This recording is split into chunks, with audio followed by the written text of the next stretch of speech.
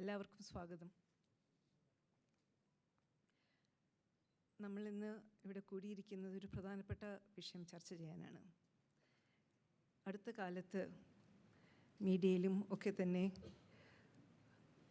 കേരളത്തിൻ്റെ മനസ്സാക്ഷിയെ അലട്ടുന്ന കുറേ അധികം അനുഭവങ്ങൾ, അത് നമ്മുടെ കുട്ടികൾ ഇരയാകുന്നതും കുട്ടികൾ തന്നെ യുവാക്കൾ തന്നെ അത് പെർപെട്രേറ്റ് ചെയ്യുകയും ചെയ്യുന്ന തരത്തിലുള്ള, അതെന്തുകൊണ്ടാണ് കേരളത്തിൽ ഇങ്ങനെ സംഭവിക്കുന്നത് എന്നും ഇതിന് നമ്മളുടെ കുട്ടികളെ സംരക്ഷിക്കേണ്ടത്, നമ്മുടെ കുട്ടികളെയും യുവാക്കളെയും സംരക്ഷിക്കേണ്ടതുണ്ട്, നമ്മുടെ ഭാവി തലമുറകളുടെ സംരക്ഷണം ഉറപ്പാക്കേണ്ടതുണ്ട് എന്ന് കേരളം ഒറ്റ ശബ്ദത്തിൽ ആകുലചിത്തരായിട്ടുണ്ട്. ഇത് കണ്ടുകൊണ്ട് തന്നെ എങ്ങനെയാണ് ഇതിന് നമുക്ക് പരിഹാരം കാണാൻ സാധിക്കുക എന്നുള്ളത് ഒരു ചർച്ചാ വിഷയം പല തലങ്ങളിൽ, മാധ്യമങ്ങളിലും നിയമസഭയിലും ഒക്കെ തന്നെ ഉയർന്നു വന്നതിൻ്റെ അടിസ്ഥാനത്തിലും കൂടിയാണ്. ഇതിനെ പൂർണ്ണമായിട്ടും നമുക്കൊരു പരിഹാരം, നമ്മളിതിനെ കാണണം, നേരിടണം, പരിഹരിക്കണം എന്നുള്ള ഉദ്ദേശത്തോടു കൂടി കേരള സർക്കാർ സംഘടിപ്പിച്ചിട്ടുള്ള കൺസൾട്ടേഷനാണ് ബാല്യത്തിനും യുവത്വത്തിനും ഒപ്പം സർക്കാർ എന്ന ഈ ചർച്ചയിലേക്ക് എല്ലാവരെയും സ്വാഗതം ചെയ്യുന്നുണ്ട്. ഇവിടെ പല മേഖലകളിൽ നിന്നുള്ള പ്രശസ്തരായിട്ടും വളരെ കാര്യമായിട്ട് തന്നെ സംഭാവന ചെയ്തിട്ടുമുള്ള വ്യക്തികളെ നമ്മൾ ക്ഷണിച്ചിട്ടുണ്ട്.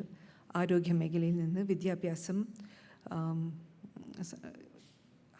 ഹയർ എഡ്യൂക്കേഷൻ, സാമൂഹ്യ സേവനം, സാംസ്കാരിക മേഖലകൾ, ആഭ്യന്തരം, എക്സൈസ്, സോഷ്യൽ മീഡിയ, വ്യവസായം, തദ്ദേശഭരണം, കായികം, ഇങ്ങനെ വിവിധങ്ങളായിട്ടുള്ള മേഖലകളിൽ നിന്നും യുവജനങ്ങളെയും വിദ്യാർത്ഥികളെയും, വനിതകൾ, സർവീസ് സംഘടനകൾ, അധ്യാപക സംഘടനകൾ, സർവകലാശാലയിൽ നിന്നുള്ള പ്രതിനിധികൾ, വയോജനം, NSS, NCC, SPC, ഇങ്ങനെ ഇതുമൊക്കെ തന്നെ പ്രതിനിധീകരിക്കുന്ന ആളുകൾ ഇന്ന് നമ്മളുടെ ക്ഷണം സ്വീകരിച്ച് ഇവിടെ എത്തിയിട്ടുണ്ട്. എല്ലാവർക്കും ഒറ്റവാചകത്തിൽ സ്വാഗതം അരുളുന്നു. നമ്മുടെ ഈ പരിപാടിക്ക് നേതൃത്വം നൽകുന്നത് ബഹുമാനപ്പെട്ട കേരള മുഖ്യമന്ത്രിയാണ്. അദ്ദേഹത്തിൻ്റെ ഔപചാരികതയുടെ പേരിൽ ഈ പരിപാടിയിലേക്ക് സ്വാഗതം ചെയ്തുകൊള്ളുന്നു.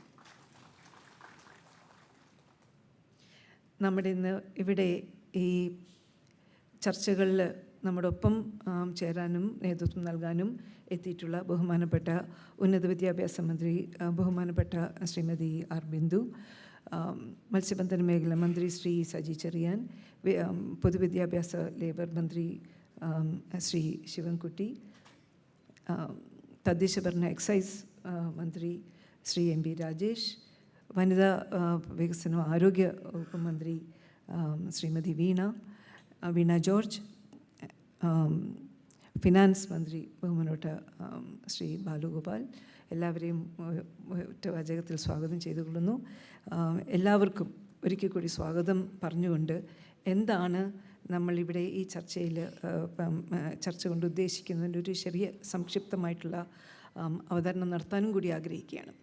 അപ്പം കേരളത്തിൽ ഇതുമായിട്ട് ബന്ധപ്പെട്ടുള്ള, ഈ വിഷയമായിട്ട് ബന്ധപ്പെട്ടിട്ടുള്ള വിവിധ പദ്ധതികളും പരിപാടികളും ഒക്കെ തന്നെയുണ്ട്.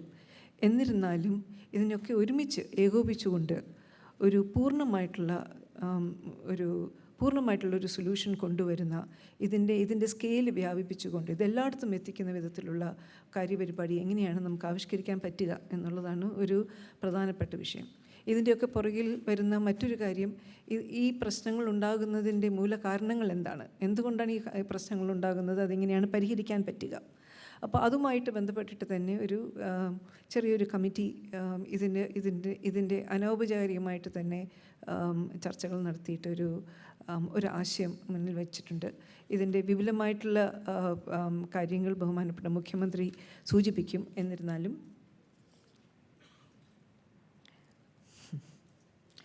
ഒരു റിക്വസ്റ്റ് വന്നിട്ടുണ്ട്. ഈ പരിപാടി മോഡറേറ്റ് ചെയ്യുന്നത് ഡോക്ടർ B വേണുവാണ്. അദ്ദേഹത്തിനെ വേദിയിലോട്ട് ക്ഷണിക്കുന്നു.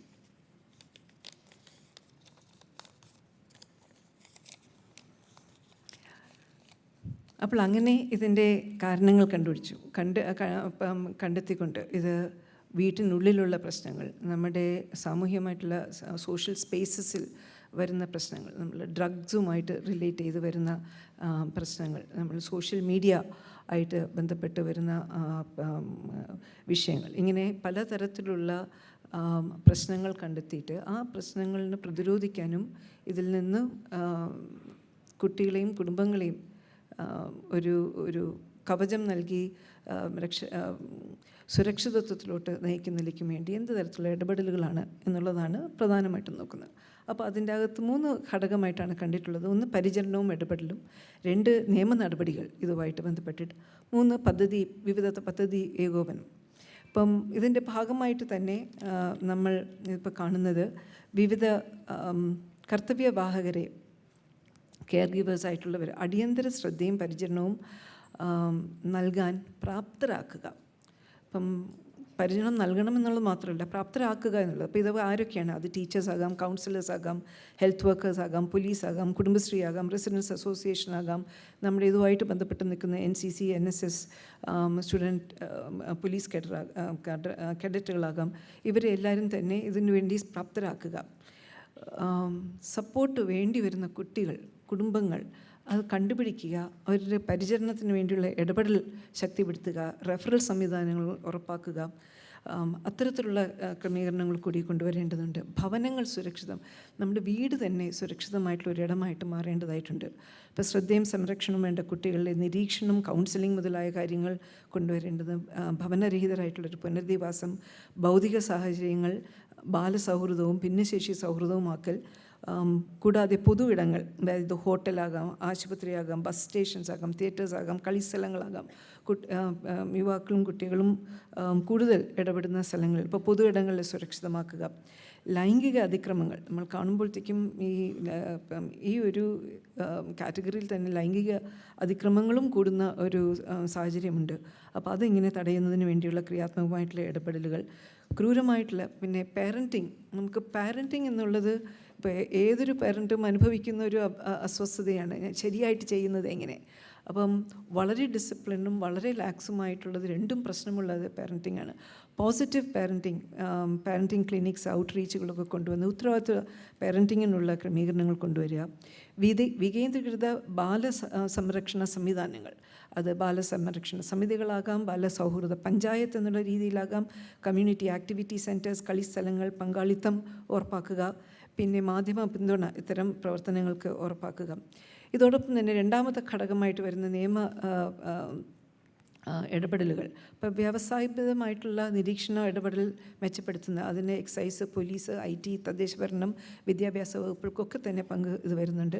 നിയമ നടപടികൾ മെച്ചപ്പെടുത്തേണ്ടത്, ഓൺലൈനായിട്ടുള്ള ദുരുപയോഗം തടയുന്നതിനുള്ള ഇടപെടൽ, അത് അനോണിമസ് ആയിട്ടുള്ള റിപ്പോർട്ടിങ്ങിന് സംരക്ഷണം കൊടുക്കാനായിട്ട് പറ്റണം.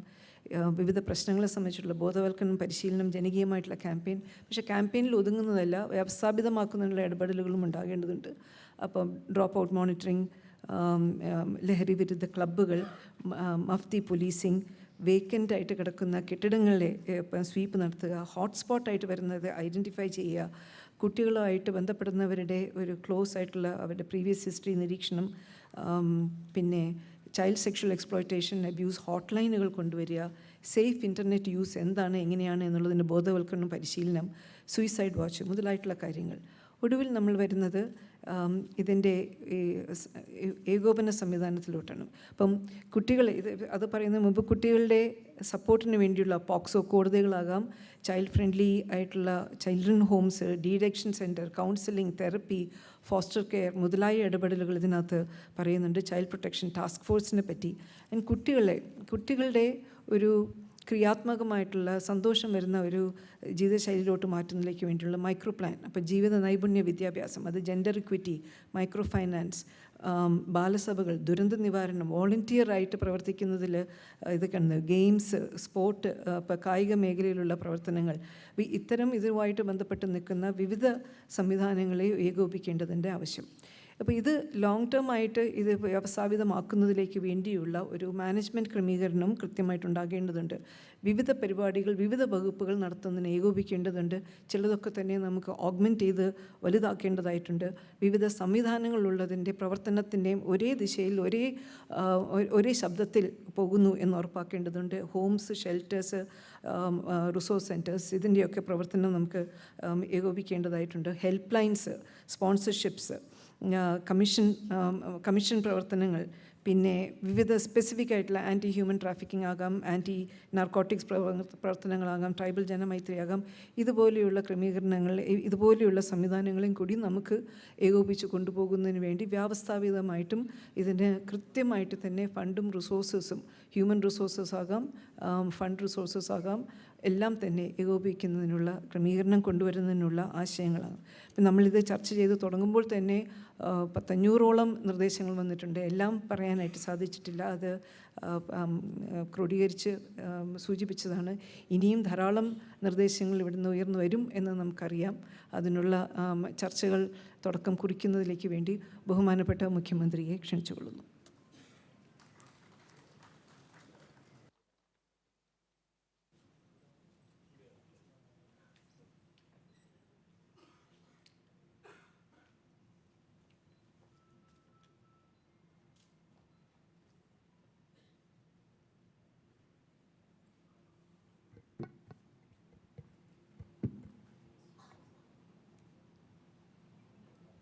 സഹോദരീ സഹോദരന്മാർ, വളരെ ഗൗരവമേറിയ ഒരു വിഷയത്തിലാണ് നാം എല്ലാവരും ഇന്നിവിടെ ഒത്തുചേർന്നിരിക്കുന്നത്. ഇവിടെ ആദരണീയ ചീഫ് സെക്രട്ടറി പ്രസ്താവിച്ചതുപോലെ കുട്ടികളിൽ ഈ അടുത്ത കാലത്തായി കണ്ടുവരുന്ന വർദ്ധിച്ചു വരുന്ന ആക്രമണോത്സുകത, അതോടൊപ്പം തന്നെ മാരകമായ മയക്കുമരുന്നുകളുടെ ഉപയോഗം, ഇത് രണ്ടും നമ്മുടെ സമൂഹത്തെയാകെ ഗൗരവമായി ബാധിക്കുന്ന വിഷയങ്ങളാണ്. ഇപ്പം സാധാരണഗതിയിൽ രണ്ട് കാര്യങ്ങൾക്കുമെതിരെ സർക്കാർ സ്വീകരിക്കുന്ന നിയതമായ നടപടികളുണ്ടാവും.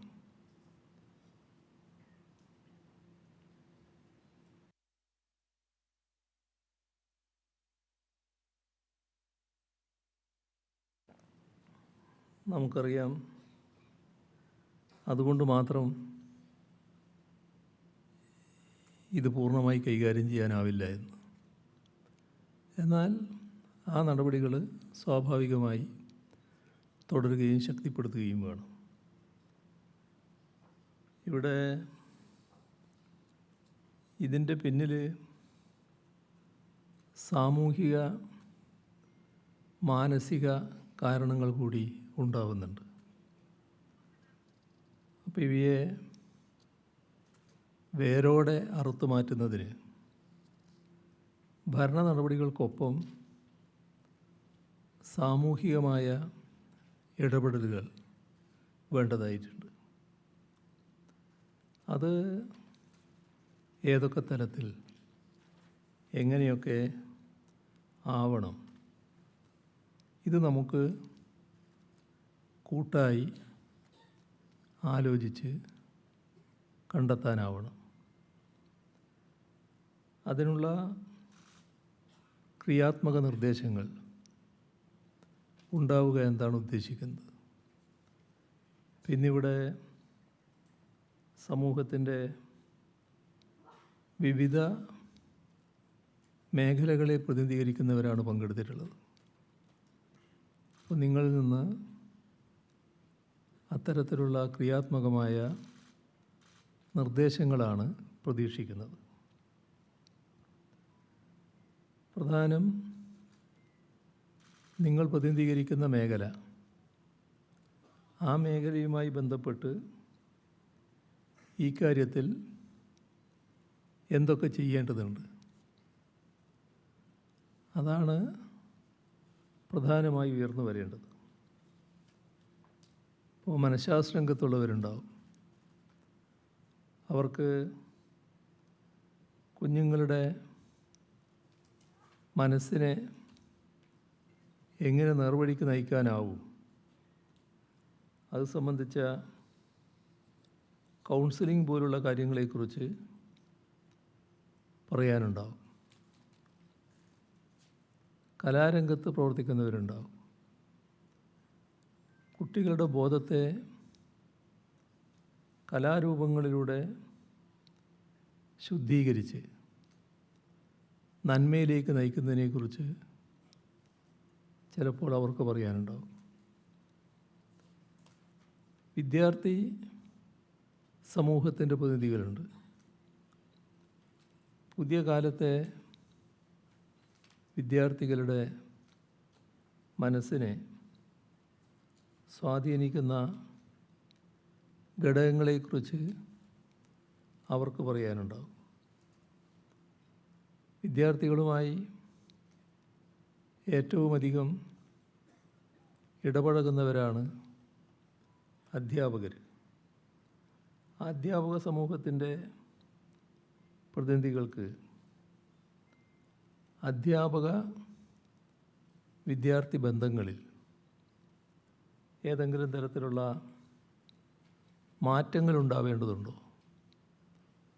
ക്രിയാത്മകമായി ചില കാര്യങ്ങൾ നിർവഹിക്കുന്നതിന് പുതുതായി എന്തെങ്കിലും ചെയ്യേണ്ടതുണ്ടോ? ഇപ്പോൾ സാധാരണഗതിയിൽ അധ്യാപകർ വിദ്യാർത്ഥികളെ നല്ലവണ്ണം പഠിപ്പിക്കുന്നവരാണ്. ആ പഠിപ്പിക്കുന്ന രീതികൾ സാധാരണ നിലയിൽ നിലനിൽക്കുന്നുണ്ട്. എന്നാൽ അതുമാത്രം മതിയോ? ഇന്നത്തെ കാലത്ത് അധ്യാപകരാകെ അല്ലെങ്കിൽ അധ്യാപകരിൽ ചിലർ പ്രാഥമികമായി മനഃശാസ്ത്ര കാര്യങ്ങൾ കൂടി കൈകാര്യം ചെയ്യുന്നവരായി മാറണ്ടേ? അപ്പോൾ ഈ കുട്ടികളെ ആ രീതിയിൽ കൈകാര്യം ചെയ്യുന്നതിന് പ്രാപ്തി അധ്യാപകർക്ക് ഉണ്ടാകണമെങ്കിൽ അതിനാവശ്യമായ പ്രത്യേക പരിശീലനം വേണ്ടി വരും. അത്തരം കാര്യങ്ങൾ എന്താണ് അധ്യാപകർക്കുള്ള പ്രതികരണം? അതേപോലെ തന്നെ ലോകം മാറുകയാണല്ലോ, സാഹചര്യങ്ങൾ മാറി വരികയാണ്. ഇന്ന് വലിയ തോതിൽ ചർച്ച ചെയ്യപ്പെടുന്ന ഒരു കാര്യമാണ് റെസ്പോൺസിബിൾ പാരൻറ്റിങ്. ഇപ്പോൾ രക്ഷാകർതൃത്വത്തിൻ്റെ ആ വശം, അതോടൊപ്പം തന്നെ സാമൂഹിക സാഹചര്യങ്ങളിൽ ഗാർഹിക ബന്ധങ്ങളിൽ വന്ന മാറ്റം, അതുണ്ടാക്കുന്ന ചില പ്രശ്നങ്ങൾ, ഇതെല്ലാം ആകെ മാറ്റിമറിക്കാൻ നമുക്ക് കഴിയില്ലെങ്കിലും ഈ സാഹചര്യം മനസ്സിലാക്കി ആ സാഹചര്യത്തിൽ എന്തൊക്കെ നടപടികൾ സ്വീകരിക്കണം, ഏതൊക്കെ സമീപനമാണ് സ്വീകരിക്കേണ്ടത്, അതിനെക്കുറിച്ച് അഭിപ്രായം പറയാൻ പറ്റുന്ന സാമൂഹ്യ ശാസ്ത്രജ്ഞരും ഈ യോഗത്തിൽ പങ്കെടുക്കുന്നുണ്ട്. അപ്പോൾ ഇത്തരത്തിലുള്ള വിവിധ വിഭാഗങ്ങളുടെ അഭിപ്രായങ്ങൾ ഗൗരവമായി ഉയർന്നു വരേണ്ടതായിട്ടുണ്ട്. ഇപ്പോൾ ബാല്യ, കൗമാര, യൗവന കാലം നേരിടുന്ന അവസ്ഥ വളരെ ഗൗരവതരമായിട്ടുള്ളതാണ്. ഇപ്പോൾ മയക്കുമരുന്നിൻ്റെ ഉപയോഗം വർദ്ധിച്ചു വരുന്നു. അതിൽ കുട്ടികളെ പ്രത്യേകമായി ലക്ഷ്യമിട്ടുകൊണ്ടുള്ള കാര്യങ്ങൾ നീങ്ങുന്നു. അതോടൊപ്പം തന്നെ കുട്ടികളിൽ അക്രമവാസന വർദ്ധിക്കുന്നു. ഇതിലൊക്കെ ഐക്യരാഷ്ട്രസഭയുടെ കണക്കുകൾ പരിശോധിച്ചാൽ ആഗോളതലത്തിൽ തന്നെ ഉണ്ടാകുന്നൊരു പ്രതിഭാസമാണിത് എന്ന് കാണാൻ നമുക്ക് കഴിയും. ഐക്യരാഷ്ട്രസഭ പറയുന്നത് ലോകത്താകെ 2011 24 കോടി ആളുകളായിരുന്നു ലഹരി ഉപയോഗിച്ചിരുന്നത്. എന്നാൽ 10 വർഷം കൊണ്ട് 2021 അത് 24 നിന്ന് 296 കോടിയായി വർദ്ധിച്ചിരിക്കുന്നു. അപ്പോൾ ആഗോളതലത്തിൽ ഉണ്ടായ വർധനവ് 1173%. ഇപ്പോൾ മയക്കുമരുന്നുകളുടെ ഉപയോഗവും അതിൻ്റെ വ്യാപനം, കടത്ത്, ഇത് ലോകമാകെ നേരിടുന്നൊരു പ്രശ്നമാണ്. പക്ഷേ ലോകമാകെ നേരിടുന്ന പ്രശ്നമാണ്, നമുക്ക് പ്രത്യേകിച്ചൊന്നും ചെയ്യാനില്ല എന്ന നിലയെടുത്ത് കയ്യും കെട്ടി നിഷ്ക്രിയരായി ആ പ്രശ്നത്തെ അവഗണിച്ചുകൊണ്ട് നോക്കിയിരിക്കാൻ നമുക്കാവില്ല. അപ്പോൾ ഇവിടെ തെറ്റുകൾ തിരുത്തിയെടുക്കേണ്ടതുണ്ട്. നാശത്തിലേക്ക് പതിക്കുന്നവരാണ്. അപ്പോൾ അവരെ നാശത്തിലേക്ക് തള്ളിവിടാതെ അവരിലെ അവസാനത്തെ ആളെപ്പോലും രക്ഷപ്പെടുത്തുക എന്ന ദൗത്യമാണ് നമുക്ക് ഏറ്റെടുക്കാനുള്ളത്. ഇവിടെ യഥാർത്ഥ മാഫിയാണ് ഈ മയക്കുമരുന്ന് മാഫിയ. അന്താരാഷ്ട്ര മയക്കുമരുന്ന് മാഫിയയും നമ്മുടെ രാജ്യവും തമ്മിലുള്ള ബന്ധമുണ്ട്. ആ ബന്ധത്തിൻ്റെ കണ്ണി അറുക്കണം. അത് വളരെ പ്രധാനമാണ്. പക്ഷേ നമുക്കെല്ലാവർക്കും അറിയാം, അത് പൂർണ്ണമായും നമ്മുടെ നിയന്ത്രണത്തിലല്ല എന്നത്. രാജ്യത്തിൻ്റെ പല ഭാഗങ്ങളിലായി വിമാനങ്ങളിലൂടെ, കപ്പലുകളിലൂടെ മയക്കുമരുന്ന് വലിയ തോതിൽ കൊണ്ടിറക്കുകയാണ്. അപ്പോൾ നമ്മുടെ സംസ്ഥാനത്തിൻ്റെ അതിർത്തി കടന്ന് ഇവിടേക്ക് വരുന്നത് തടയാൻ പൂർണ്ണമായും നമുക്ക് കഴിയണം. അതിനുള്ള ഭരണ നടപടികൾ സ്വീകരിക്കുന്നുണ്ട്. അത് കൂടുതൽ ശക്തിപ്പെടുത്തണമെന്നാണ് കാണുന്നത്.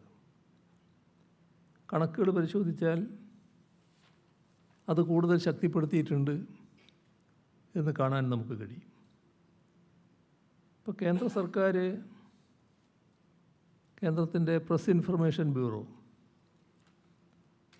ഫെബ്രുവരി 10 പ്രസിദ്ധീകരിച്ച ഒരു കണക്കുണ്ട്.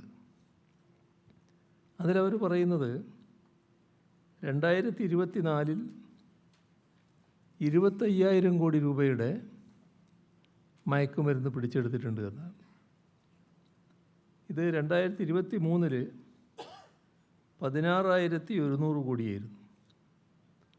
ഒറ്റ വർഷം കൊണ്ടാണ് 16 നിന്ന് 25 വർധനവ് ഉണ്ടാകുന്നത്, 25,000 കോടിയിലേക്ക്. ഇപ്പോൾ ദേശീയ തലത്തിൽ ഒരു വർഷക്കാലയളവിൽ 55% വർധനവാണ് ഉണ്ടായിരിക്കുന്നത്.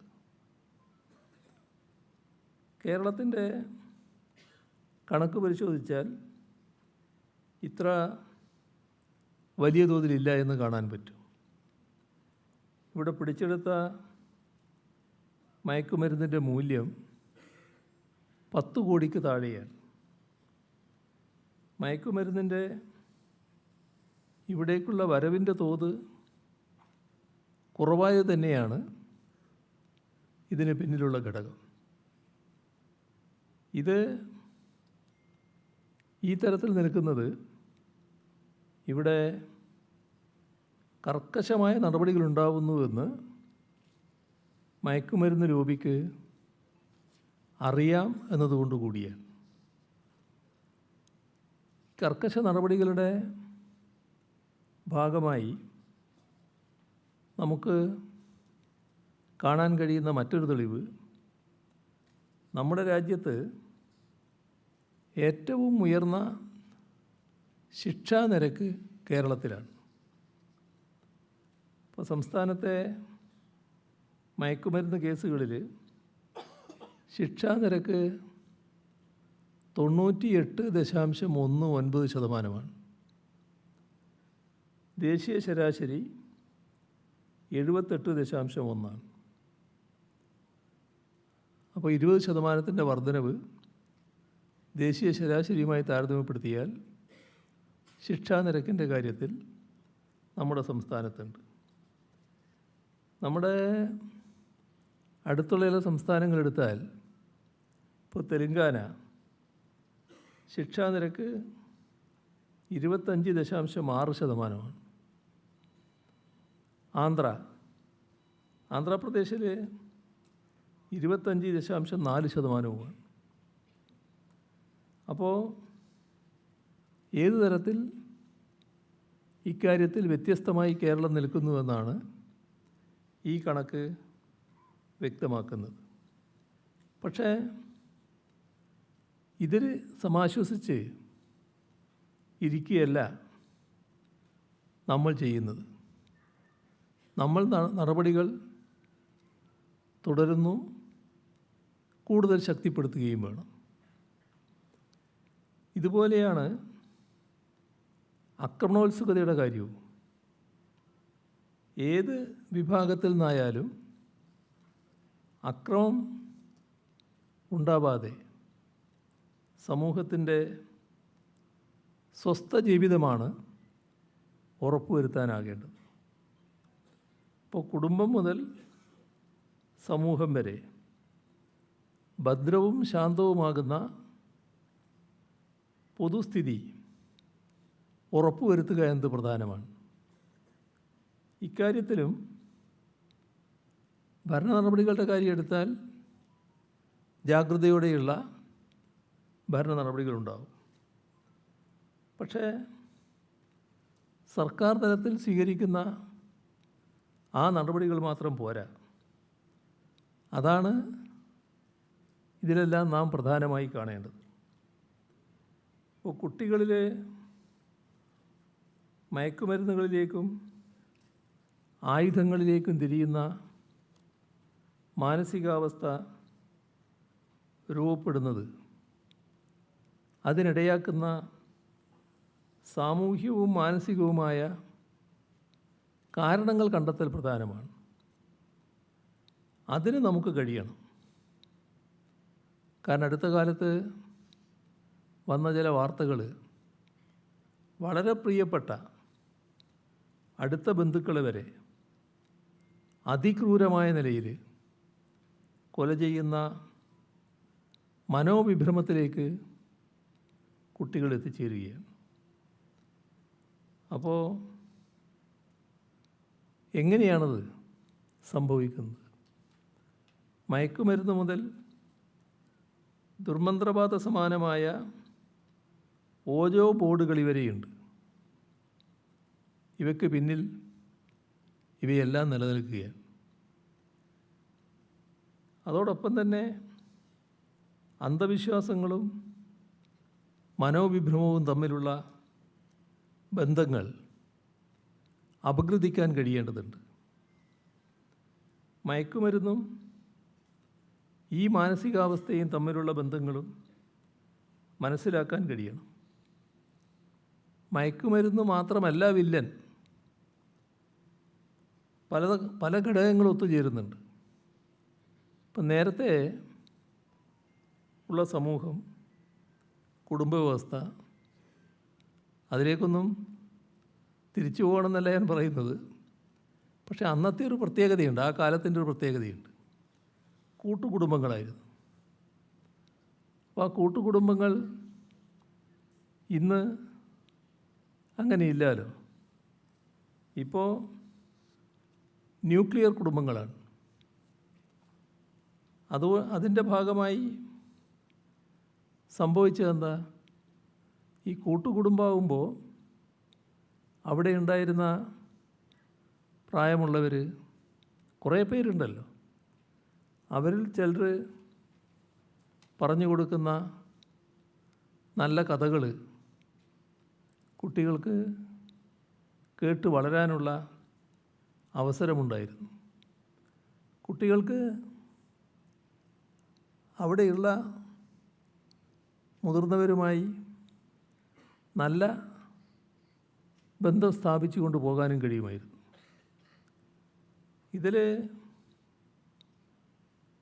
ഇതിൻ്റെ ഭാഗമായി പലതരം മൂല്യങ്ങൾ ചെറിയ പ്രായത്തിൽ തന്നെ കുട്ടികൾക്ക് ലഭിക്കുകയായിരുന്നു. ആ തരത്തിലുള്ള കഥകളായിരുന്നു ഈ മുതിർന്നവർ പറഞ്ഞു കൊടുക്കുക. ഇന്ന് ആ മൂല്യസത്ത സ്വാഭാവികമായും കുഞ്ഞുങ്ങൾക്ക് നഷ്ടപ്പെടുകയാണ്.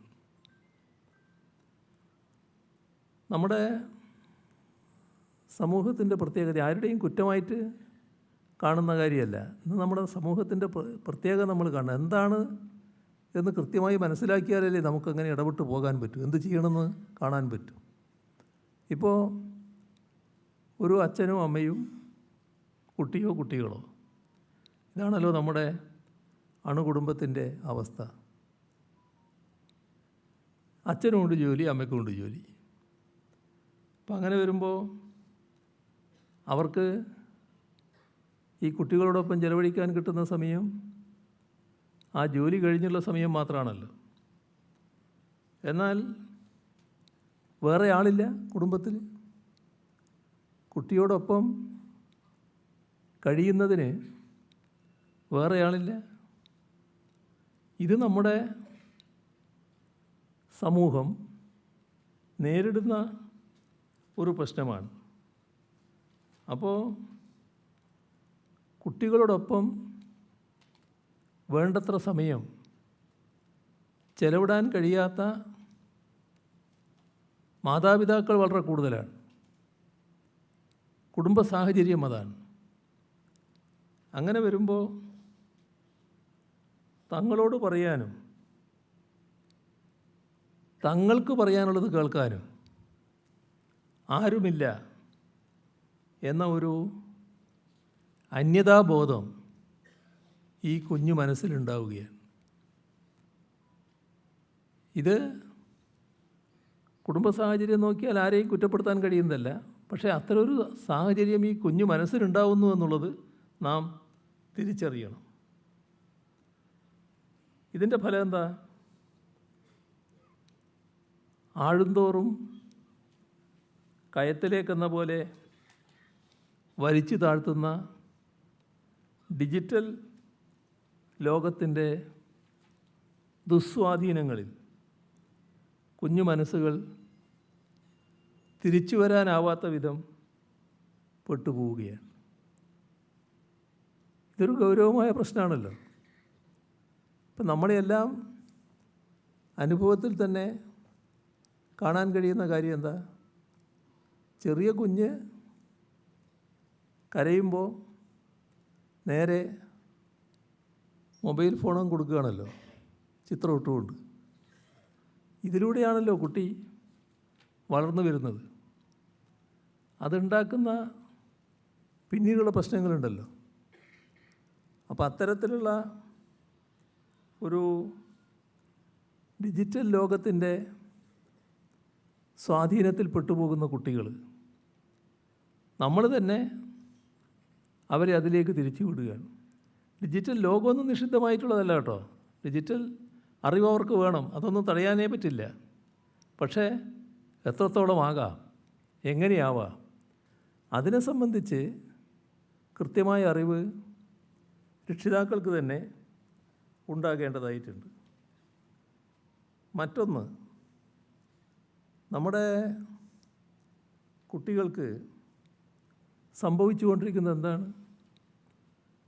കുട്ടിയെപ്പറ്റി വല്ലാത്ത ഒരു തരത്തിലുള്ള അമിതമായ ജാഗ്രത വെച്ച് പുലർത്തുന്നവരാണല്ലോ നമ്മുടെ സമൂഹം പൊതുവിൽ. കുട്ടി വളർന്നു തുടങ്ങുമ്പം തന്നെ രക്ഷിതാക്കൾ ആ കുട്ടിയെക്കുറിച്ച് കാണുന്ന ചില സ്വപ്നങ്ങളുണ്ട്, സ്വാഭാവികമാണ്. അതിൻ്റെ ഭാഗമായി കുട്ടിയിൽ വരുന്ന സമ്മർദ്ദമുണ്ട്. അത് നഴ്സറി തൊട്ട് തന്നെ ആരംഭിക്കുകയാണ്, ചെറിയ ക്ലാസ് തൊട്ട് ആരംഭിക്കുകയാണ്. അപ്പോൾ ഈ പഠനത്തോടൊപ്പം സ്കൂൾ കഴിഞ്ഞാൽ നേരെ ട്യൂഷനിലേക്ക് പറഞ്ഞു വിടുകയാണ്. എന്താ സംഭവിക്കുന്നത്? കുട്ടിയല്ലേ, ആ കുട്ടിയുടെ കുട്ടിത്വമില്ലേ, ആ കുട്ടിക്ക് കളിക്കാനും മറ്റുള്ളവരുമായിട്ട് ഇടപഴകാനും സമയം വേണ്ടേ? അത് വല്ലാതെ ചുരുങ്ങിപ്പോവുകയാണ്. കളിക്കാൻ പോലും സമയമില്ലാത്ത കുട്ടികൾ ആ ഒരവസ്ഥയിലേക്ക് മാറുകയാണ്. അപ്പോൾ കുട്ടി എങ്ങനെയാവുന്നു? വീടുകളിൽ ഒറ്റപ്പെടുന്ന അവസ്ഥ വരുന്നു. വീട്ടിൽ തന്നെ മുറിയിൽ ഒറ്റപ്പെടുന്ന അവസ്ഥ വരുന്നു. ഇത് കുട്ടിയുടെ മനസ്സിനെ വല്ലാതെ താളം തെറ്റിക്കുകയാണ്. മാത്രമല്ല, സമപ്രായക്കാരുണ്ട്. ആ സമപ്രായക്കാർ അല്ലാത്ത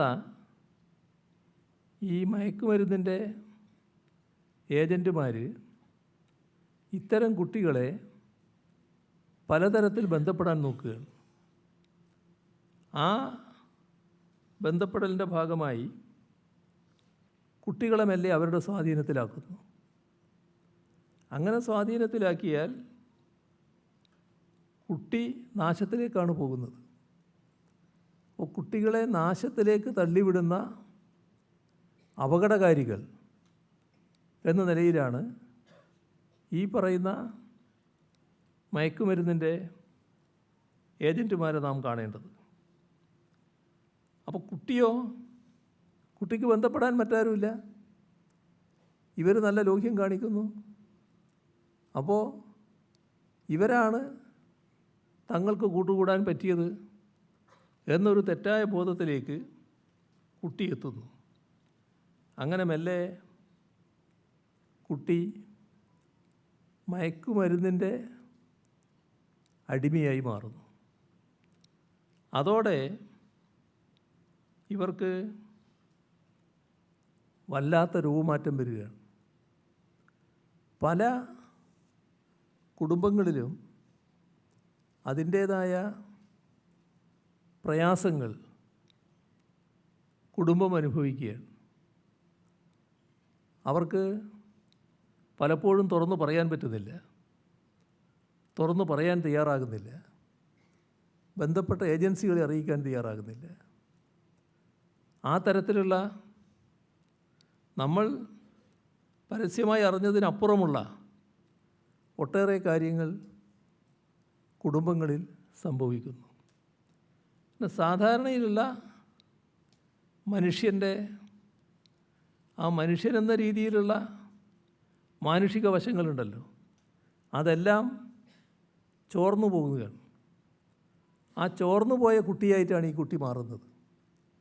അപ്പോൾ അച്ഛൻ, അമ്മ, സഹോദരങ്ങൾ, സഹോദരിമാർ, ഇതിനെല്ലാമുള്ള ഒരു പവിത്രമായ ബന്ധമുണ്ടല്ലോ, അതൊക്കെ മാറിപ്പോവുകയാണ്. മനുഷ്യ രൂപം മാത്രമുള്ള ഒരു ജീവിയായി ആ കുട്ടി മാറുകയാണ്. ഇതോടൊപ്പമാണ് വയലൻസിൻ്റേതായ ഒരു ഭീകര ലോകം കുട്ടിയുടെ മുന്നിലേക്ക് തുറന്നു വരുന്നത്. അതിൽ ഇലക്ട്രോണിക് മീഡിയകൾ വഹിക്കുന്ന പങ്കുണ്ട്, ഡിജിറ്റൽ ഗാഡ്ജറ്റുകളുണ്ട്.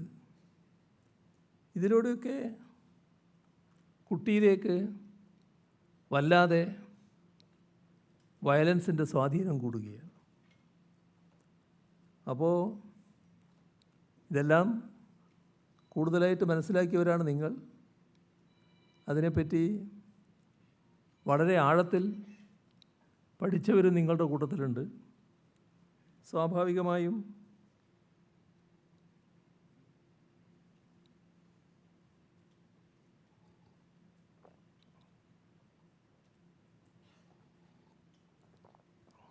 ഞാനിവിടെ പറഞ്ഞതിനപ്പുറത്തുള്ള ഒരുപാട് ഗഹനമായ കാര്യങ്ങൾ ഇതുമായി ബന്ധപ്പെട്ട് നിങ്ങളുടെ അനുഭവത്തിലൂടെ തന്നെ നിങ്ങൾക്ക് ചൂണ്ടിക്കാണിക്കാനുണ്ടാകും. ആ അനുഭവങ്ങൾ പങ്കുവെക്കുക, അതോടൊപ്പം പോംവഴികൾ നിർദ്ദേശിക്കാനാവുക. ഇതാണ് നാം ഇതിലൂടെ പ്രതീക്ഷിക്കുന്നത്. നിങ്ങൾ പ്രകടിപ്പിക്കുന്ന അഭിപ്രായങ്ങളും മുൻപോട്ട് വെക്കുന്ന നിർദ്ദേശങ്ങളും അതിൻ്റെ എല്ലാം അടിസ്ഥാനത്തിൽ സമഗ്രമായ ഒരു പദ്ധതി പല തലങ്ങളിലായി ആവിഷ്കരിച്ച് മുന്നോട്ട് പോകാനാണ് ഉദ്ദേശിക്കുന്നത്. ഇതിനോടനുബന്ധമായി ഇക്കാര്യം സൂക്ഷ്മമായി പരിശോധിക്കാൻ സർക്കാർ ഒരു തിങ്ക് ടാങ്ക് ഉണ്ടാക്കിയിട്ടുണ്ട്. പ്രഗത്ഭർ തന്നെയാണ് ആ തിങ്ക് ടാങ്കിലുള്ളത്. എന്നാൽ അവരിൽ മാത്രമായി പരിമിതപ്പെട്ട് നിൽക്കുന്നുവെന്ന് കാണേണ്ടതില്ല. യഥാർത്ഥത്തിൽ നമ്മളാകെ ഒത്തുചേരുന്നതാണ് ആ തിങ്ക് ടാങ്ക്. വിഷയം ഗൗരവതരമായ മാനങ്ങൾ ആർജിച്ചപ്പോൾ അങ്ങനെയൊരു തിങ്ക് ടാങ്ക് അടിയന്തരമായി രൂപീകരിക്കുകയായിരുന്നു. പക്ഷേ നിങ്ങളെല്ലാവരും അതിൻ്റെ ഭാഗം തന്നെയാണ് എന്ന് നിങ്ങൾ കാണണം.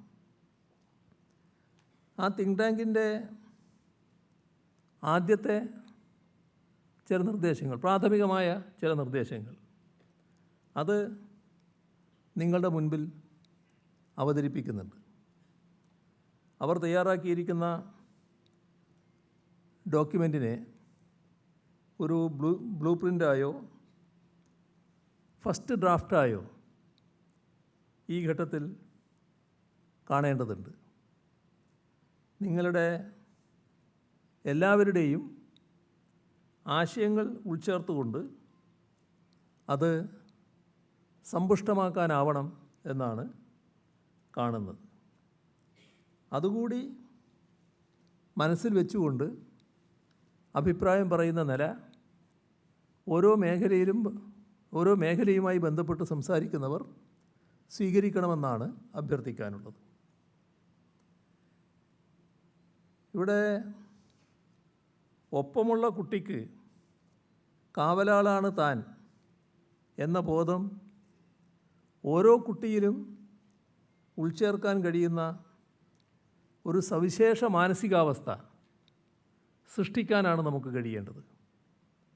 കരുണയുടെ, കനിവിൻ്റെ, വാത്സല്യത്തിൻ്റെ, സ്നേഹത്തിൻ്റെ, സാഹോദര്യത്തിൻ്റെ മാനസികാവസ്ഥ രൂപപ്പെടുത്താൻ കഴിയണം. അതിലൂടെ കുഞ്ഞുങ്ങളുടെ മനസ്സിലേക്ക് കടന്നു ചെല്ലാൻ പറ്റണം. അവിടെ നന്മയുടെ വെളിച്ചം നിറക്കാൻ കഴിയണം.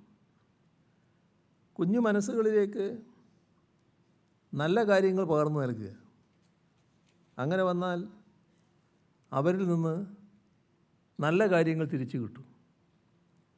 തെറ്റായ കാര്യങ്ങളാണ് പകരുന്നതെങ്കിൽ തെറ്റായ കാര്യങ്ങളെ തിരിച്ചു കിട്ടും. ഈ ബോധത്തോടെയുള്ള സമീപനം സമൂഹത്തിലാകെ ഉണ്ടാവണം. കൂട്ടില്ലാത്ത ഏകാന്തതയിൽ കുട്ടികൾ ഉഴലുന്ന അവസ്ഥയുണ്ടാവരുത്. അവർക്ക് പ്രാദേശിക കൂട്ടുകളുണ്ടാവണം, കളിസ്ഥലങ്ങളുണ്ടാവണം. ഈ കുട്ടിയുടെ നല്ല ഭാവി ഓർത്ത് ചില രക്ഷിതാക്കളെങ്കിലും കുട്ടിയുടെ സമപ്രായക്കാരുമായി ആ പ്രദേശത്ത് തന്നെ കൂട്ടുകൂടുന്നതിന് ഫലത്തിൽ തടസ്സം നിൽക്കുന്നുണ്ട്. അത് കുട്ടിക്ക് ഗുണകരമായിട്ടല്ല മാറുന്നത്, അങ്ങേയറ്റം ദോഷകരമായ അവസ്ഥയാണ് ഉണ്ടാക്കുന്നത്. കുട്ടികളെ സമപ്രായക്കാരുമായി നല്ലതുപോലെ ഇടപഴകുന്ന നില സ്വീകരിച്ചു പോകാനാവണം. അതോടൊപ്പം നേരത്തെ പറഞ്ഞതുപോലെ അക്രമവാസന അത് പ്രോത്സാഹിപ്പിക്കുന്ന റീലുകളും സിനിമകളും അതിൻ്റെ കൂടെ സഭ്യേതരമായ ദൃശ്യങ്ങളും ഈ കുട്ടികൾക്ക് അപ്രാപ്യമാവണം. അറിവ് പകർന്നു കിട്ടുന്ന സൈറ്റുകളിലേക്ക് മാത്രമാണ് അവർ കടന്നു ചെല്ലുന്നത് എന്ന ഉറപ്പുണ്ടാക്കാനാവണം. അപ്പം അതിനെല്ലാം സ്നേഹപൂർവമുള്ള ഇടപെടലിലൂടെ മാത്രമേ കഴിയൂ. ഇപ്പം നേരത്തെ നല്ല ശമരിയാക്കാരൻ്റേതുപോലുള്ള കഥകളിലൂടെ ഉള്ള ജീവിത പാഠങ്ങൾ അവരിലേക്ക് എത്തുമായിരുന്നു. അത് നമുക്കെത്തിക്കാനാവണം, അത്തരം കഥകൾ. അപ്പോൾ ഇത്തരം കാര്യങ്ങളിൽ എന്തൊക്കെ ചെയ്യാനാവണം? ഇപ്പോൾ വിദ്യാലയ ഘട്ടം വളരെ പ്രധാനമാണ്. അതിൽ സിലബസ് ഏറ്റവും പ്രധാനമാണ്. നമ്മുടെ സിലബസ് നല്ല രീതിയിൽ പരിഷ്കൃതമായതാണ് എന്നാണ് നാം പൊതുവേ കരുതുന്നത്. എന്നാൽ ഏതെങ്കിലും മാറ്റം ആവശ്യമുണ്ടോ? അതും നാം ആലോചിക്കേണ്ടതായിട്ടുണ്ട്. ചില രാജ്യങ്ങളിൽ ചെറു ക്ലാസ്സുകളിൽ കുട്ടികളെ വല്ലാതെ പഠിപ്പിച്ച് ബുദ്ധിമുട്ടിക്കുന്നില്ല. അവർ പൊതുവായ കാര്യങ്ങളെ പഠിക്കുന്നുള്ളൂ. എങ്ങനെ പെരുമാറണം, എങ്ങനെ പ്രദേശം തൻ്റെ ഇടപെടലിലൂടെ ശുചിയാക്കി വെക്കണം, ക്ലാസ് മുറി എങ്ങനെ ശുചിയാക്കണം, എങ്ങനെയാണ് മറ്റുള്ളവരുമായിട്ട് ഇടപഴകേണ്ടത്, എങ്ങനെയാണ് മുതിർന്നവരെ കാണേണ്ടത്, അച്ഛനെയും അമ്മയെയും എങ്ങനെയാണ് കാണേണ്ടത്, മുതിർന്നവരോട് സ്വീകരിക്കേണ്ട സമീപനം എന്താണ്, ഇതൊക്കെ. ഇപ്പോൾ ഒരു രാജ്യത്തെങ്കിലും കുട്ടികൾ എല്ലാ കാര്യവും ചെയ്യാണ്. അതായത് ആ ക്ലാസ് മുറി വൃത്തിയാക്കുന്നത് കുട്ടികളാണ്,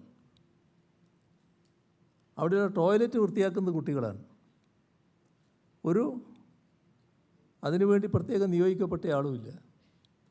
ആ ഒരു ബോധം കുട്ടിയിൽ ചെറിയ നാളിൽ തന്നെ ഉണ്ടായതിൻ്റെ ഭാഗമായിട്ടാണ് ഒരു ഘട്ടത്തിൽ നമ്മളെല്ലാവരും ശ്രദ്ധിക്കുന്ന ഒരു കാര്യം നടന്നില്ലേ? ഒരു വലിയ ടൂർണമെൻറ്റിൽ പങ്കെടുത്ത ഒരു ടീം കളി നടന്നപ്പോൾ ആ ഗ്രൗണ്ടാകെ വൃത്തിയാക്കുന്നത് ആ രാജ്യക്കാരാണത് ചെയ്തത്. ഈ തരത്തിലുള്ള ശീലത്തോടെ വളർന്നു വന്ന അവർ പിന്നെ യുവാക്കളായല്ലോ. ആ യുവാക്കൾ കളിച്ചു കഴിഞ്ഞപ്പോൾ ഗ്രൗണ്ടാകെ വൃത്തിയാക്കുകയായിരുന്നു. എല്ലാ മൂല്യങ്ങളും ചെറുപ്പത്തിൽ തന്നെ പകർന്നു കൊടുക്കുകയായിരുന്നു. മൂല്യങ്ങൾ പകർന്നു കൊടുക്കുന്ന ഒരു രീതി നമ്മുടെ വിദ്യാഭ്യാസത്തിനും നല്ലതുപോലെ കൈവരിക്കാനാവണം. എന്ത് ചെയ്യണമെന്ന് അതിൻ്റെ വിദഗ്ധർ ആലോചിക്കേണ്ടതാണ്. ഞാനതിലൊരു നിർദ്ദേശം വെക്കാനുള്ള വിദഗ്ധനല്ല.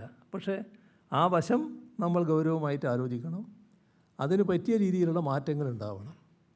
ആ മാറ്റങ്ങൾ ചിലപ്പോൾ ചില പാഠങ്ങളാവാം, ചില സമയം രാവിലെ 10 to 5 ഉണ്ടല്ലോ, അപ്പോൾ അതിലുള്ള ഏതെങ്കിലും ചില മണിക്കൂറുകൾ ഇതിനു വേണ്ടി മാറ്റിവെക്കാം. അങ്ങനെയുള്ള കാര്യങ്ങൾ ആലോചിച്ച് പോകാൻ നമുക്ക് കഴിയണം.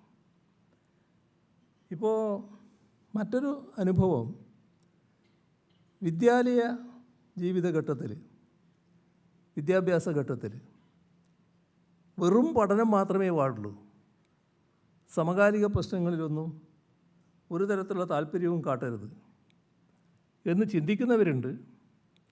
അങ്ങനെ ചിന്തിക്കുന്ന ചില വിദ്യാലയങ്ങളുമുണ്ട്.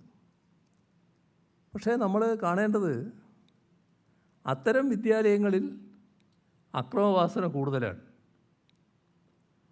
മയക്കുമരുന്ന് ഉപയോഗവും കൂടുതലായി കാണുന്നു എന്ന വസ്തുതയുണ്ട് അത്തരം പ്രദേശങ്ങളിൽ. അപ്പോൾ ലഹരിമുക്ത സമൂഹ സൃഷ്ടിക്ക് വിദ്യാലയങ്ങളുടെ പങ്ക് വളരെ പ്രധാനമാണ്. മറ്റൊന്ന് കുടുംബങ്ങളിൽ നിന്നുള്ള നടപടികളാണ്. അതിന് ഫലപ്രദമായ നടപടി വീടുകളിൽ തുടങ്ങണം, വിദ്യാലയത്തിലേക്ക് പടരണം. ഇതാണ് സ്വീകരിക്കേണ്ട പ്രത്യേകത.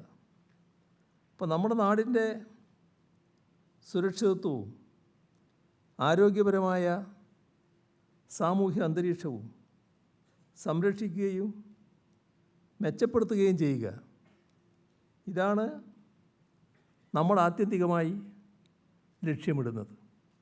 അതിന് ഓരോ ആളും നമ്മുടെ ലക്ഷ്യത്തിലുണ്ടാവണം.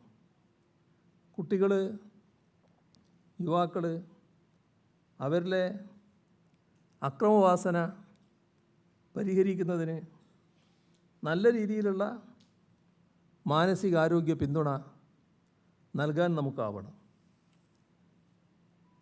ചില സാഹചര്യങ്ങളിൽ അക്രമവാസനയ്ക്ക് പിന്നിൽ മയക്കുമരുന്നുകളുമുണ്ട്. അതുകൊണ്ട് തന്നെ മയക്കുമരുന്നിൻ്റെ പിടിയിൽപ്പെടാതിരിക്കാൻ നല്ല കരുതലുണ്ടാവണം. അകപ്പെട്ടാൽ അതിൽ നിന്ന് വിടുവിക്കാനുള്ള കൃത്യമായ ഇടപെടലുണ്ടാവണം. രണ്ട് കാര്യമാണ് അതിൽ ശ്രദ്ധിക്കാനുള്ളത്. രണ്ട് കൂട്ടർക്കാണ് വേഗം മനസ്സിലാവുക. അല്ലെങ്കിൽ എങ്ങനെ മനസ്സിലാക്കാമെന്നുള്ളത് ഈ രണ്ട് കൂട്ടരെ നല്ലതുപോലെ പഠിപ്പിക്കണം. ഒന്ന് കുടുംബം തന്നെയാണ്, രക്ഷിതാക്കളാണ്. കുട്ടിയുടെ രീതിയിൽ വരുന്ന മാറ്റം അത് കൃത്യമായി മനസ്സിലാക്കാൻ ആ രക്ഷിതാവിന് കഴിയണം. അവർ തൻ്റെ കുട്ടി ഇത്തരമൊരു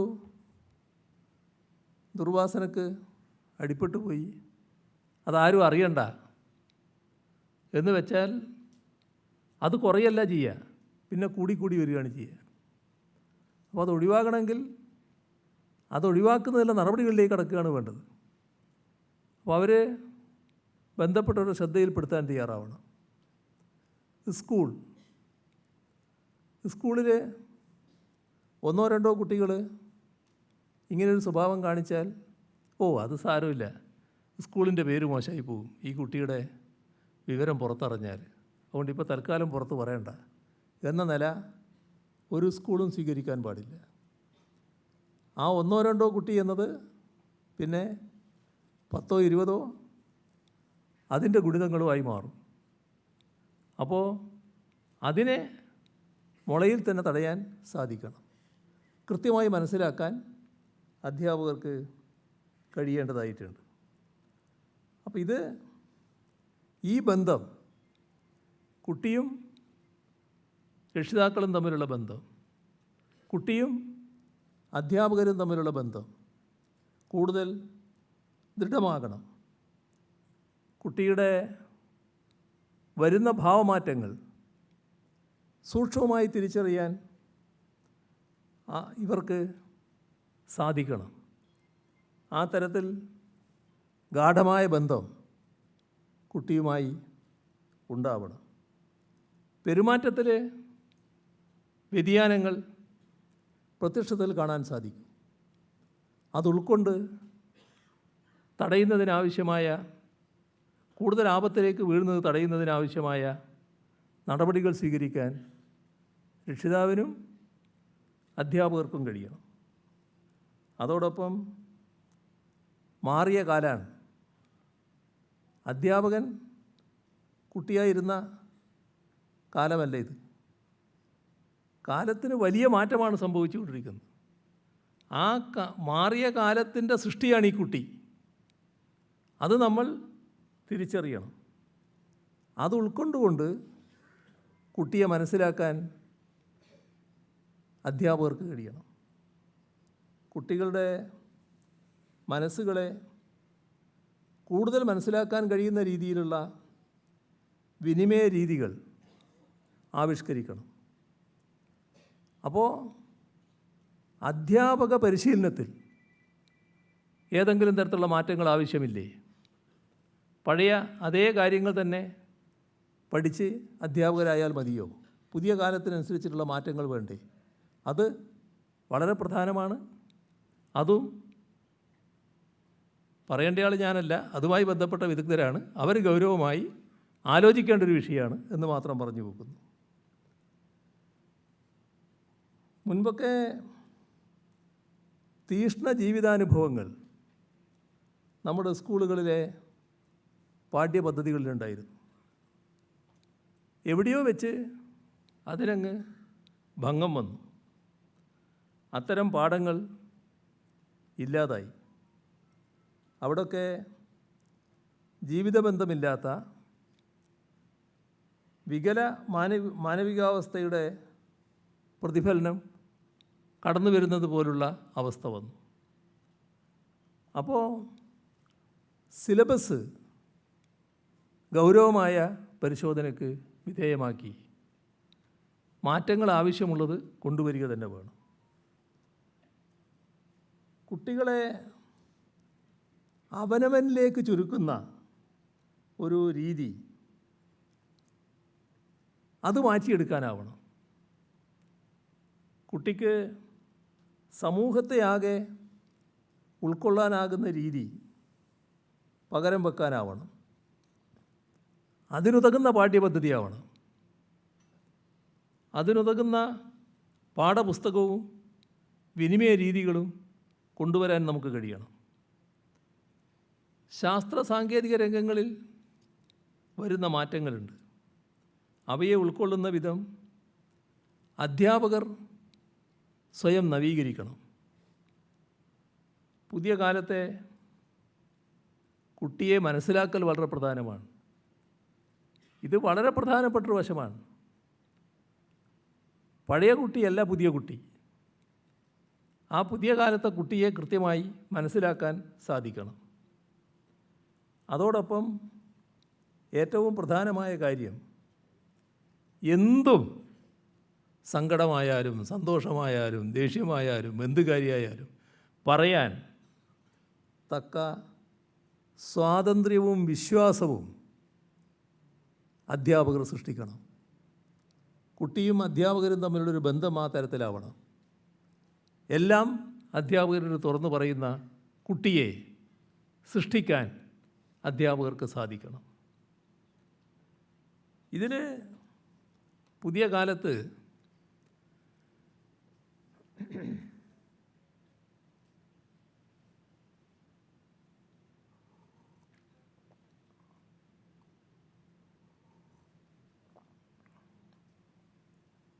അധ്യാപകരും രക്ഷാകർത്താക്കളും ഒരു നല്ല ഊഷ്മളമായ ബന്ധമാണ് വേണ്ടത്. അപ്പോൾ അധ്യാപകരുമായി സഹകരിക്കുന്ന തലമാണ് രക്ഷാകർത്താക്കൾക്കുണ്ടാകേണ്ടത്. ഇപ്പോൾ സ്വാഭാവികമായി കുട്ടിയുടെ ഭാഗത്ത് എന്തെങ്കിലും ഒരു തെറ്റുണ്ടായാൽ ആ തെറ്റ് കുട്ടിയെ തിരുത്തുന്നതോടൊപ്പം തന്നെ രക്ഷിതാവിനെ കൂടി വിളിച്ചു വരുത്തി അധ്യാപകൻ പറഞ്ഞു എന്ന് വരും. അങ്ങനെ വരുമ്പോൾ ആ തെറ്റ് ചൂണ്ടിക്കാട്ടുന്ന അധ്യാപകനെ അല്ലെ അധ്യാപികയെ പ്രതിപട്ടികയിലാക്കുന്ന മനോഭാവം രക്ഷിതാവ് സ്വീകരിക്കാൻ പാടില്ല. അങ്ങനെ ചിലപ്പോൾ ഉണ്ടാകുന്നുണ്ട്. ഈ അടുത്ത കാലത്തുണ്ടായ ശ്രദ്ധയിൽപ്പെട്ടൊരു സംഭവം പറയാം. ഇവിടെ തന്നെയാണ്, നമ്മുടെ തലസ്ഥാനത്ത് തന്നെയാണ്. ഒരു സ്കൂളിലെ കുട്ടി ബാഗിൽ മദ്യം കൊണ്ടുവന്നു. അപ്പോൾ അധ്യാപകനത് പിടിച്ചു. അപ്പോൾ രക്ഷാകർത്താവിനെ സ്വാഭാവികമായും വിളിച്ചു വരുത്തി. പക്ഷേ അധ്യാപകൻ്റെ ഭാഗത്തല്ല രക്ഷിതാവ് നിന്നത്, കുട്ടിയുടെ ഭാഗത്താണ്. ആ അധ്യാപകനെ കുറ്റം പറയുന്ന നിലയാണ് എടുത്തത്. അയാൾ ഒരു സാധാരണയാളായിരുന്നില്ല. ഇത്തരം തെറ്റുകൾക്കെതിരെ നടപടി സ്വീകരിക്കാൻ ബാധ്യതപ്പെട്ട സർവീസിലുള്ള ഒരാളാണ്, നമ്മുടെ സർവീസിലുള്ള ഒരാളാണ്. പക്ഷേ അയാൾ തൻ്റെ കുട്ടി അങ്ങനെയൊന്നും കുറ്റപ്പെടുത്തേണ്ട ആളല്ല എന്ന തരത്തിലാണ് നിന്നത്. അപ്പോൾ കുട്ടിക്ക് അങ്ങനെ സംഭവിച്ചു. ആ സംഭവിച്ച കാര്യം മേലിൽ ആവർത്തിക്കാതിരിക്കാനുള്ള ശ്രദ്ധയാണല്ലോ അയാൾ സ്വീകരിക്കേണ്ടത്. അപ്പോൾ ഇത്തരം കാര്യങ്ങൾ പലപ്പോഴും സംഭവിക്കുന്നുണ്ട്.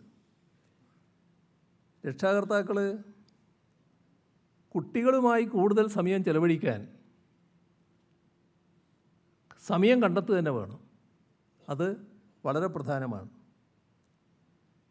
സിനിമയിലെ ഈ വയലൻസിൻ്റെ ദൃശ്യങ്ങൾക്ക് അവരെ വിട്ടുകൊടുക്കാതിരിക്കാനും ശ്രദ്ധിക്കണം. നമ്മുടെ സ്കൂളുകളിൽ നമ്മുടെ പൊതുവിദ്യാഭ്യാസ മന്ത്രി അടക്കം ഇവിടെ ഇരിക്കുന്നുണ്ടല്ലോ. അപ്പോൾ ഏറ്റവും നല്ല ഒരു കാര്യം ആലോചിച്ചുകൂടെ എന്നുള്ളതാണ്. ഇപ്പോൾ രാവിലെ സ്കൂൾ തുടങ്ങി വൈകുന്നേരം ലോങ് ബെല്ലടിച്ച് സ്കൂൾ വിടുന്നു. ഈ ലോങ് ബെല്ലടിക്കുന്നതിന് മുൻപ് ഒരു അരമണിക്കൂർ മുമ്പാവട്ടെ ഒരു ചെറിയ ബെല്ല് കൊടുക്കുന്നു. എല്ലാ കുട്ടികളും ഗ്രൗണ്ടിലേക്ക് വരുന്നു. അവിടെ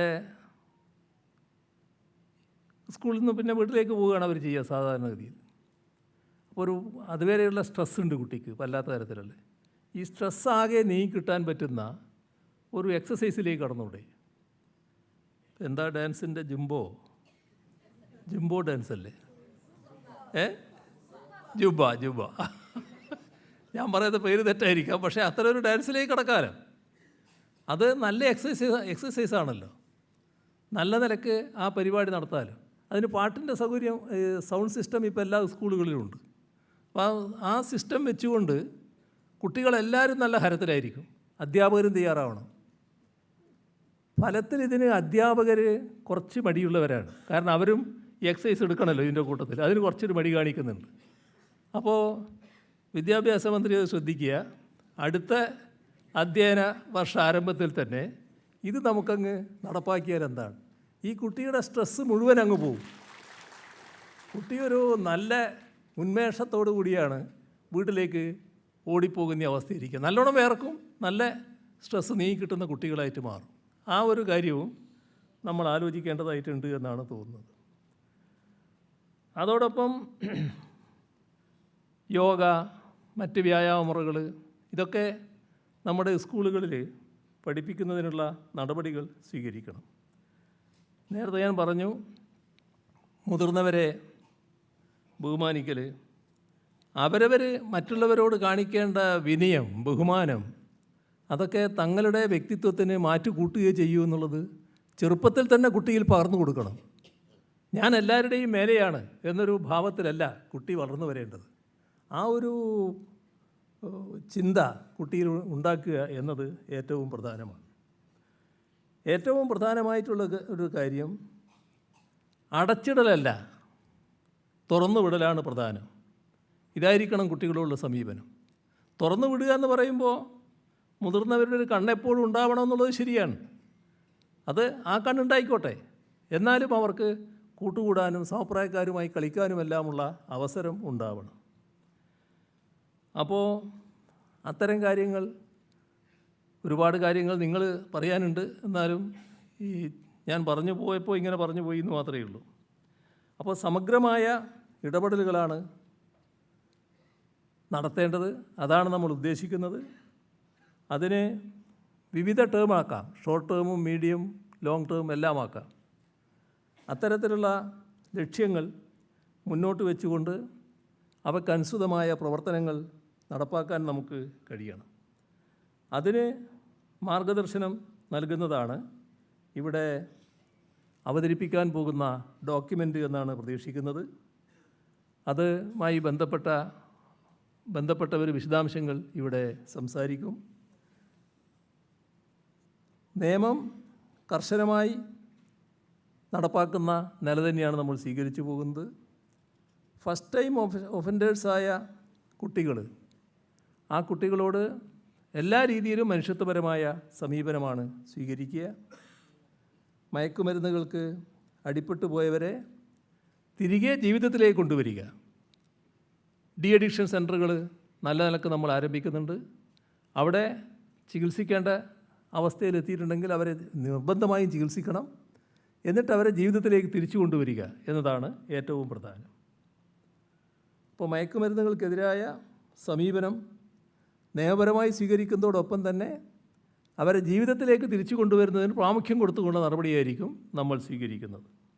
എന്നാൽ മറ്റ് നടപടികൾ, മയക്കുമരുന്നിനെതിരെയുള്ള നടപടികൾ, അത് കർക്കശമായി തുറന്നു പോവുകയും ചെയ്യും. ഇവിടെ മയക്കുമരുന്നിനടിപ്പെട്ട കുടുംബം, മയക്കുമരുന്നിനടിപ്പെട്ട കുട്ടിയുള്ള കുടുംബം ഒരു പ്രത്യേക പരിചരണം നമ്മുടെ ഭാഗത്തുനിന്നുണ്ടാവണം, സമൂഹത്തിൻ്റെ ഭാഗത്തുനിന്നുണ്ടാവണം. അത്തരം കുട്ടികൾക്ക് തങ്ങളുടെ അവസ്ഥയെക്കുറിച്ച് കൃത്യമായി ഒരു ഭയരഹിതമായി മറ്റുള്ളവരോടും സ്കൂളിലെ ആൾക്കാരോടുമെല്ലാം പറയാൻ കഴിയുന്നൊരവസ്ഥ നമ്മൾ സൃഷ്ടിച്ചെടുക്കണം. അവരെ ആകെ കുറ്റപ്പെടുത്തി കൂടുതൽ അപകടത്തിലേക്ക് എത്തിക്കരുത്. തിരുത്തൽ പ്രക്രിയയാണ് നമ്മൾ ഉദ്ദേശിക്കുന്നത്. അത് നല്ല രീതിയിൽ നടപ്പാക്കാൻ നമുക്ക് സാധിക്കണം. അപ്പോൾ അത്തരമൊരു സാഹചര്യം ഒരുക്കുമ്പോൾ നമ്മളൊരിക്കലും വല്ലാതെ അധികാരത്തിൻ്റെ ഔദ്ധത്യത്തിൻ്റെ ഭാഗമായിട്ടുള്ള ഇടപെടലല്ല വേണ്ടത്. അനുഭാവപൂർണ്ണമായിരിക്കണം അവരോടുള്ള നമ്മുടെ സമീപനം. അവരുടെ വിശ്വാസം നേടിയെടുക്കലാണ് ഏറ്റവും പ്രധാനം. അപ്പോൾ മാത്രമേ സത്യസന്ധമായി കാര്യങ്ങൾ അവർ പറയുകയുള്ളൂ. അങ്ങനെയേ അവരെ വീണ്ടെടുക്കാൻ കഴിയൂ. വീണ്ടെടുക്കലാണ് നാം ലക്ഷ്യമിടുന്നത്. ഇതോടൊപ്പം തന്നെ ലൈംഗിക അക്രമങ്ങൾക്ക് വിധേയരായിട്ടുള്ള കുട്ടികൾ ഇക്കാര്യത്തിൽ പ്രത്യേക പരിഗണന അർഹിക്കുന്നവരാണ്. അത്തരം അക്രമങ്ങൾ ജീവിതത്തിൻ്റെ അവസാനമല്ല. ഏത് പ്രതികൂല സാഹചര്യത്തെയും നമുക്ക് അതിജീവിക്കാൻ കഴിയും എന്നുള്ള വിശ്വാസം അവരിൽ വളർത്തിയെടുക്കാൻ നമുക്ക് സാധിക്കണം. അപ്പോൾ മയക്കുമരുന്നുകൾക്കെതിരെയുള്ള പോരാട്ടത്തിൽ നമ്മോടൊപ്പം അണിനിരന്ന് നിൽക്കുന്ന കുട്ടികൾക്കും കുടുംബങ്ങൾക്കും പൂർണ്ണ സുരക്ഷിതത്വം ഉറപ്പുവരുത്തലാണ് നാം കാണുന്നത്. നിയമവ്യവസ്ഥയോട് സഹകരിച്ചാൽ ചിലപ്പോൾ ഈ മാഫിയയുടെ ഭാഗമായിട്ടുള്ളവർ അവരോട് പ്രതികാരം ചെയ്യാൻ തയ്യാറായേക്കും. അങ്ങനെ വന്നാൽ നമ്മുടെ ഈ പോരാട്ടത്തെ അത് ദുർബലമാക്കും. അപ്പോൾ അക്കാര്യത്തിൽ നല്ല ജാഗ്രത എല്ലാവരും, നമ്മുടെ പോലീസ് എക്സൈസ് വിഭാഗങ്ങളും നമ്മുടെ സമൂഹവും പാലിച്ചു പോകേണ്ടതായിട്ടുണ്ട്. ഒരു പ്രത്യേകത ഈ കാര്യത്തിൽ ഉണ്ടായിട്ടുള്ളത്, മാധ്യമങ്ങൾ പൊതുവെ പോസിറ്റീവായ ഒരു നില സ്വീകരിച്ചിട്ടുണ്ട്. മയക്കുമരുന്നിനെതിരെയുള്ള നല്ല ബോധവൽക്കരണ നടപടികൾ പൊതുവെ മാധ്യമങ്ങൾ എടുത്തിട്ടുണ്ട്. മാധ്യമപ്രവർത്തകർ സമൂഹത്തെ ആകെ ബോധവൽക്കരിക്കുക എന്ന ദൗത്യമാണ് ഈ ഘട്ടത്തിൽ ഏറ്റെടുക്കേണ്ടത്. ഒരു വിധത്തിലും മയക്കുമരുന്നുകാരെ ഗ്ലോറിഫൈ ചെയ്യുന്ന അവസ്ഥയുണ്ടാകരുത്. മാധ്യമ സ്ഥാപനങ്ങൾക്ക് സ്കൂളുകളുമായി ഇത്തരം കാര്യങ്ങളിൽ നല്ല സഹകരണം ഉറപ്പുവരുത്തി മുന്നോട്ട് പോകാൻ കഴിയേണ്ടതായിട്ടുണ്ട് എന്നാണ് തോന്നുന്നത്. കുറച്ച് കൂടുതലായിപ്പോയി. അറിവ് മാത്രമല്ല, തിരിച്ചറിവ് കൂടിയുള്ള പുതിയ തലമുറയാണ് നമുക്കുണ്ടാവേണ്ടത്. അത് വളരെ പ്രധാനമാണ്. ഈ തിരിച്ചറിവിൻ്റെ അഭാവത്തിൽ ആദ്യത്തേത് നിഷ്പ്രയോജനമാവും. അതും നമ്മൾ മനസ്സിലാക്കിക്കൊള്ളണം. ഇത്തരം കാര്യങ്ങളിൽ തുറന്ന ചർച്ച നടത്തി നിങ്ങളുടെ അഭിപ്രായങ്ങൾ ഇവിടെ പ്രകടിപ്പിച്ച് എഴുതി നൽകേണ്ടവർ അത് എഴുതി നൽകിയും ഇതിനെ സമ്പുഷ്ടമാക്കി ഒരു നല്ല സമീപനം നമുക്ക് പൊതുവെ സ്വീകരിക്കാൻ ഈ ചർച്ചയിലൂടെ കഴിയണം, അതിനിടയാക്കണം എന്ന് അഭ്യർത്ഥിച്ചുകൊണ്ട് അവസാനിപ്പിക്കുന്നു. നിങ്ങൾക്കെൻ്റെ സ്നേഹാഭിവാദനം.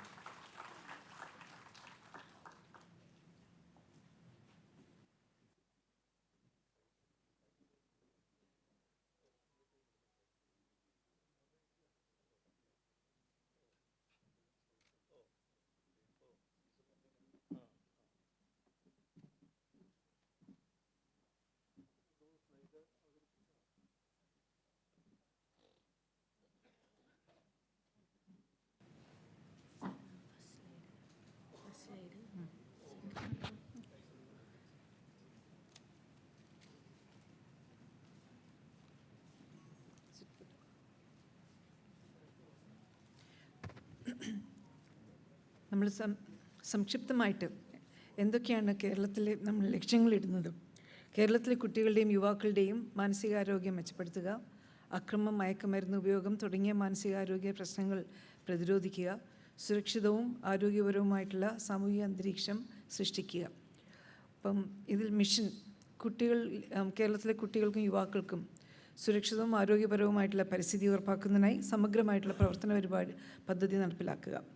അക്രമം, മയക്കുമരുന്ന് ഉപയോഗം, മാനസികാരോഗ്യ പ്രശ്നങ്ങൾ എന്നിവയ്ക്ക് പ്രാഥമിക ഇടപെടലുകളും ദീർഘകാല വികസന പദ്ധതികളും വഴി ഫലപ്രദമായ പരിഹാരങ്ങൾ ഒരുക്കുക. ദർശനം ഇവിടെ അതിൻ്റെ തന്നെ തുടർച്ചയായിട്ടുള്ള ദർശനം ഇവിടെ സൂചിപ്പിക്കുന്നുണ്ട്. ഉപലക്ഷ്യങ്ങൾ ഹ്രസ്വകാല ബഹുമാനപ്പെട്ട മുഖ്യമന്ത്രി സൂചിപ്പിക്കുകയുണ്ടായി.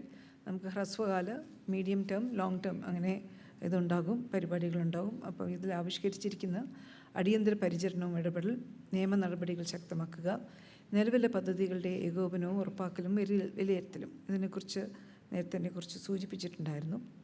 മധ്യകാല കർമ്മ പദ്ധതി ഒരു 2 വർഷം വരെ വരുന്ന സമയത്തിന് അത് കുട്ടികൾക്കെതിരെയും കുട്ടികൾക്കിടയിലുമുള്ള എല്ലാ തരത്തിലുമുള്ള അതിക്രമങ്ങൾ, പ്രത്യേകിച്ച് ലൈംഗിക അതിക്രമങ്ങൾ ഘട്ടം ഘട്ടമായി തന്നെ കുറച്ച് പൂർണ്ണമായും ഉന്മൂലനം ചെയ്യുക.